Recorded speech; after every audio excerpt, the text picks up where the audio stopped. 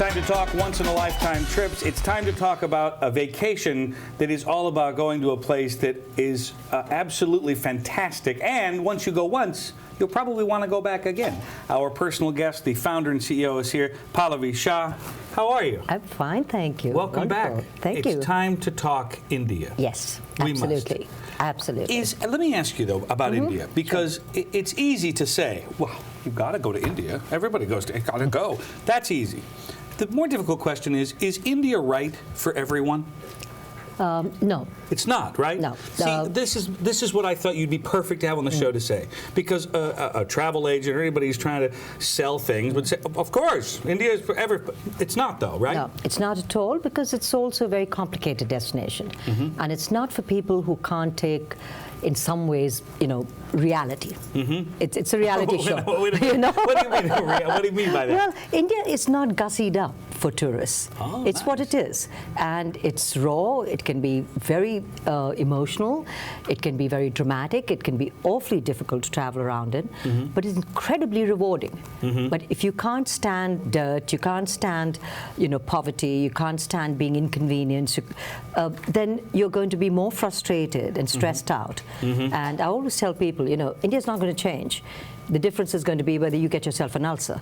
So, you have to kind of be relaxed about it. And at the same time, it's a destination that requires homework. You can't just pick up and go.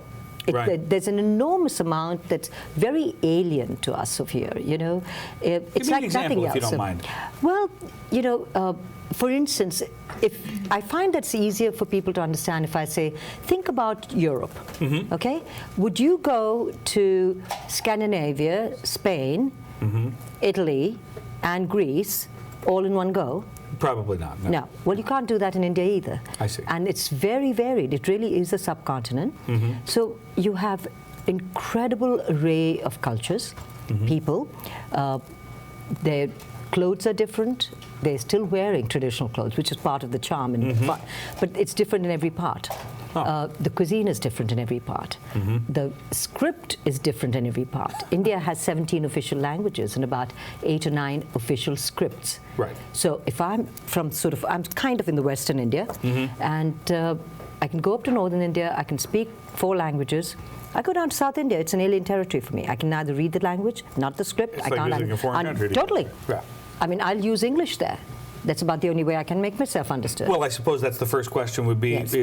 Do most people understand English or Yes. what, or not? Because that is, in fact, a unifying language for us. That's good. Everybody can agree on that. That's good. Officially, Hindi is the national language, but in fact, almost everybody educated at any level, and certainly all serviced people you can find are going to be English-speaking. So you have no problem there. Okay. That's wonderful. How about safety? Safety, it's very, very safe. It's also very safe for women. Lots of women can travel alone, but it's not a country that's easy to backpack around. Right. And lots of young Americans think that it is. But it's really and it's not a good idea.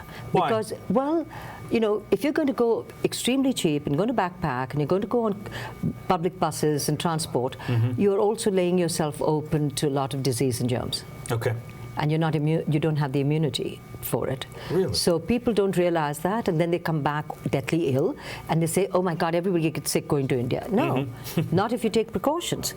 So that's where, you have to plan, you have to learn about it, you have to understand how to do it. India has tremendous variations in climate. Okay. There Yeah, are let's do time of year, too, also while we're at it. Well, the peak season and the best season is really October to March. Okay. And that is it's the same latitude, so it's winter. January can be quite cold in northern India, beautiful in South India. The summer months can be extremely hot, and then you also have 2 or 3 months of monsoons.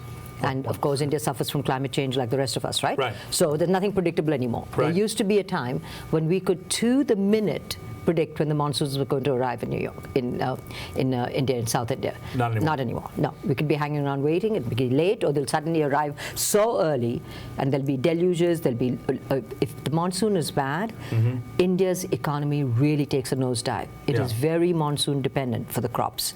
Can I blame Al Gore for that somehow? Somehow. Anyhow. No. Okay. I'm just asking if I could. It's fine. I mean, travel's not political, but whatever. All right. So that time. Now, how about trip planning? I mean, this is a trip that you've got to plan. Yes. You're talking a year in advance, right? Yes, because also India just doesn't have enough infrastructure. Okay. So there are not enough planes with seats. There are not enough trains with seats. There's not enough hotels with rooms.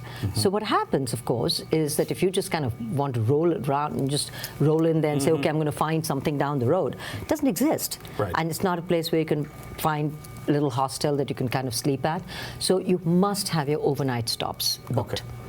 Because that's the key. That's the biggest. Now, That's the biggest problem. Now, you in particular, you are an India specialist, obviously, Yes. and so they can call. What's the website again? Ourpersonalguest.com. Okay, and you're talking about a soup to nuts, full on. Completely. And something that you talk a lot about. We had a great conversation about this, which I love, which is you're basically interviewing somebody who says, "Oh, I want to do this kind of itinerary." You're going to ask some questions I'm first going to before ask you them even bother many with questions. it. Yeah. I need to really qualify them. I also need to understand what they expect, what their expectations are, what their dreams are, what do they expect to return back with, what kind of memories do they want, how fast do they travel, how slow do they travel, do they get up early in the morning and keep going all day, or do they flake out in the afternoon, can they tolerate the heat?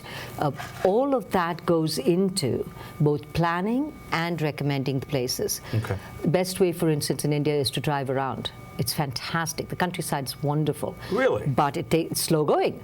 Right. So most Americans freak out at the idea of, say, how many hours is that going to be in the car? I said, well, more or less the whole day. You're going to leave in the morning and you're going to arrive at your destination in the evening. In the evening. We'll make a couple of stops along the way. But yes, and the equivalent of that would be going New York to Washington.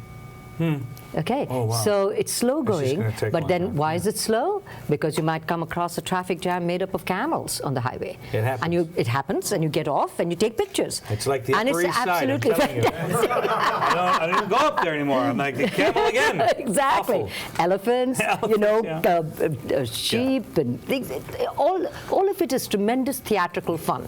We have to do this. We have to continue this conversation. Will you come back? Of course. Because we haven't even gotten to the duration. We haven't gotten to the itinerary itself. We haven't made it to that yet. So you have to come back. Absolutely. Because wonderful. People should call your office, and it's Love not that. just you. You have a great staff who works, and call and start asking some questions about going. Yes. At least put it into the consideration if it wasn't before as a destination. Absolutely. What do Think geographically. Yeah. And think a reasonable time to amortize the fact of the cost of the flights going. What's the number one thing people say when they come back that's positive? Oh, most of the time they say it's changed their lives. Yeah. It's changed them as people. It's the most magical place they've ever been to, the most exotic that they've ever been. Yeah. And it's sort of memorable. And usually they say it takes them about a couple of months before it really seeps in. And they say, oh my God, we can't forget some of the images. Yeah. So it's really quite a haunting and wonderful place. Kind of like my first marriage. Stop. It's one of my favorite things. Haunts me to this day, I tell you. Thank you for this.